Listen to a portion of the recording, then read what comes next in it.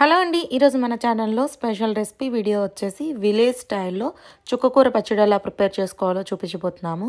ఇది వేడి వేడి అన్నంలోకి నెయ్యి వేసుకొని తింటే చాలా అంటే చాలా బాగుంటుంది. ఎప్పుడు ట్రై చేయని వాళ్ళు ఉంటే సింపుల్ ప్రాసెస్లో చూపిస్తున్నాను, ఒకసారి ట్రై చేయండి.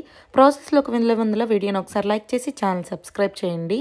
పచ్చిమిర్చి, చిన్నులపాయలు, అల్లము, ఉప్పు, కరివేపాకు ఇవన్నీ పచ్చివి తీసుకొని మిక్సర్లో వేసుకొని మనం ఫైన్ పేస్ట్గా చేసుకోవాలన్నమాట. ఇది ఈలోపు పక్కన ఒక బౌల్ తీసేసుకొని అందులో ఆయిల్ యాడ్ చేసేసుకొని మనం ముందుగా నీట్గా కట్ చేసి పెట్టుకున్న చుక్కకూరని ఒక 2 టైమ్స్ వాష్ చేసేసి పెట్టుకొని ఇప్పుడు ఆ బౌల్లోకి మొత్తం యాడ్ చేసేసుకోవాలన్నమాట. నేను ఇక్కడైతే వాటర్ ఏమి యాడ్ చేయలేదండి, ఆయిల్ యాడ్ చేసేసి మూత పెట్టి మగ్గనిచ్చాను. ఆ ఆకుకూరలో ఉన్న వాటర్ ఇదంతా బాగా మెత్తగా అయిపోతుంది అన్నమాట ఆకుకూర మొత్తం.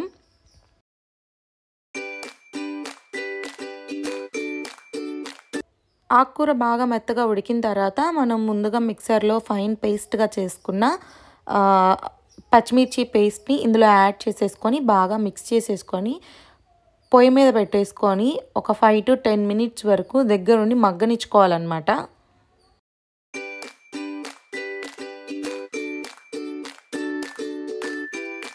అప్పుడు అల్లం, వెల్లుల్లి అండ్ పచ్చిమిర్చి పచ్చివాసన అంతా పోయి ఫ్లేవర్ అండ్ టేస్ట్ బాగుంటుంది. ఇప్పుడు నేను పచ్చడికి పోపు అనేది యాడ్ చేసేస్తున్నాను. పోపు దినుసులు అన్నీ కొంచెం ఎక్కువగా యాడ్ చేసేసుకొని ధనియాలు కూడా ఒక టేబుల్ స్పూన్ యాడ్ చేసేసుకొని ఎండుమిర్చి అండ్ వెల్లుల్లిపాయలు అవన్నీ కూడా యాడ్ చేసేసుకొని బాగా ఫ్రై అయిన తర్వాత కరివేపాకు, కొత్తిమీర అవన్నీ యాడ్ చేసేసుకొని ఇప్పుడు బాగా పోపు వేగిన తర్వాత మనం ముందుగా మిక్స్ చేసేసుకున్న పచ్చళ్ళు యాడ్ చేసేసుకొని ఒక 5 to 10 minutes అనేది మన స్టవ్ మీదే ఉంచుకొని పచ్చడిని బాగా ఫ్రై చేసేసుకోవాలన్నమాట.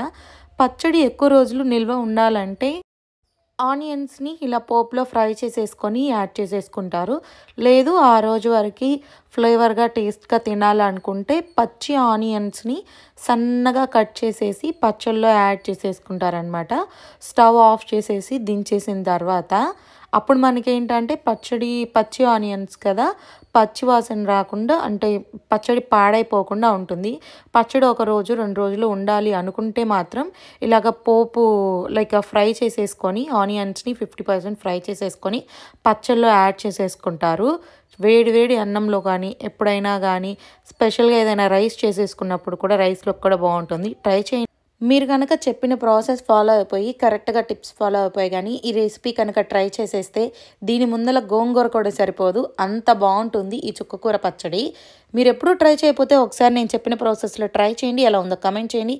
వీడియోని లైక్ చేసి ఛానల్ సబ్స్క్రైబ్ చేయండి. Thank you.